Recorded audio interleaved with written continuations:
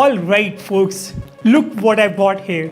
The all new Samsung Galaxy A72 and that too in the awesome black color in that matte finish. So I am going to take you to the unboxing of this phone without any further delay. Let's get to know each and everything about this phone now. Before I pull the phone out of the wraps, please hit the subscribe button, press the bell icon and hit the like button if you find this video useful. Alright, so here's a box showing the phone on the top, branding on the left and right, some phone info at the bottom including its 8 gigs of RAM, 256 gigs of storage and its black color. And by the way, I'll put its price and its color options on the screen below. Let's take the phone out now. Here's the warranty card. Inside we have a sleeve with the SIM eject pin, some documentation, a silicone case, and here's the phone. The top sticker reads about some main specs including the IP67 certification of this phone and a display, a Super AMOLED display with a punch hole. I'll turn it on and put it on a side. Underneath we have a 25 watt super fast charger, a USB-C cable, no headphone in the box this year around. Alright, so here's the phone. Matte finish at the back looks awesome. The camera cutout also looks great, but the phone has weight and it's a lot of weight. Nearly 200 grams, the weight brings down its premiumness. Plastic build is sandwiched with the help of a plastic frame. The USB-C port, headphone jack and the primary mic are at the bottom. Power and the volume keys on the right, SIM tray on the top, and this time the SIM tray is hybrid. It's not like the SIM tray of the A71. In this one you can either put 2 SIM cards at the same time or 1 SIM card and 1 micro SD card. For now I'll turn the phone on and take you through its software.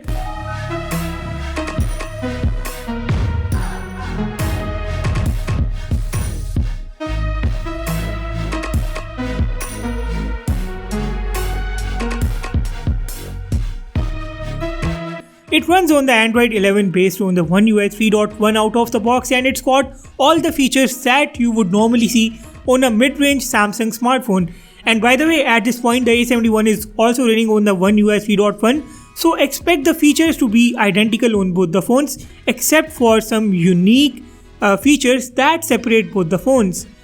The front houses a 6.67 inches Super AMOLED display with a refresh rate of 90 Hz. It's got an in-display fingerprint scanner and this display is protected by Gorilla Glass 5.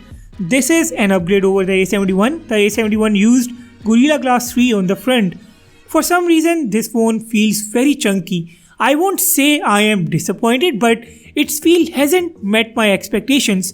I'll tell you why later in this video. Right after getting my hands on the phone, I installed some apps to test it. The Specs app shows Qualcomm Snapdragon 720, 730G or 732G, but doesn't show the exact CPU of the phone.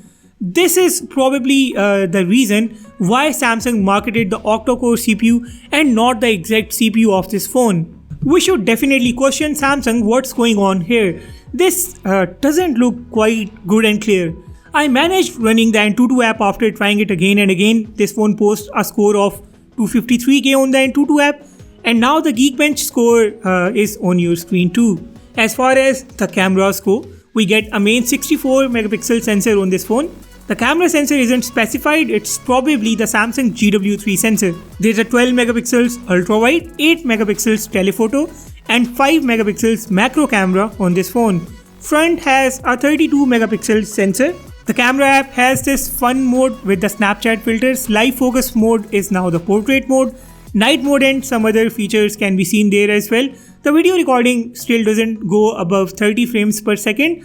I was expecting to get the 60 frames per second in this phone, but unfortunately it's not going to happen this time.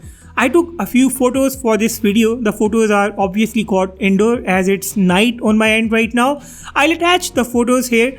However, I'll also do the full camera review and it will be out on my channel tomorrow, so make sure you have subscribed for that. For now, enjoy these few camera samples.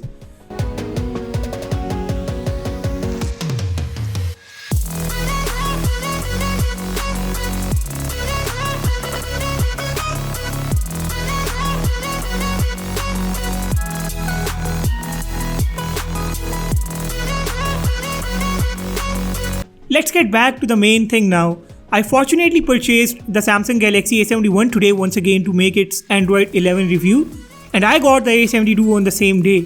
So I just compared this phone quickly to the Samsung Galaxy A71, and to my shock, the A71 retains a higher amount of premiumness. A72 is bulky as compared to the A71, A72 is thick as compared to the A71, and A72's plastic back with matte finish, that looks premium and I like it, but this does not feel as premium as the shiny polycarbonate back of the A71. Right now, the A71's display looks brighter to me.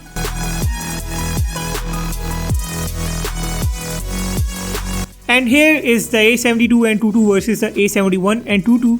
And now this is the A72 Geekbench versus the A71 Geekbench.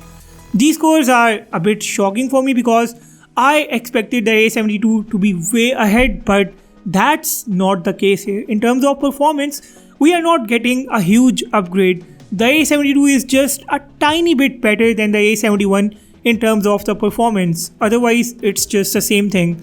I am going to do a full comparison between the A71 and the A72, and I suggest you guys wait for that if you are planning to upgrade from the A71 to the A72.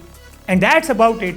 I am definitely going to do a lot of videos on the Samsung Galaxy A72, and if you don't want to miss out on any of my upcoming videos, make sure that you have hit that subscribe button, and if you found this video good enough, hit that like button as well. Also, drop your feedback about this particular video and about the Samsung Galaxy A72 in the comment section down below.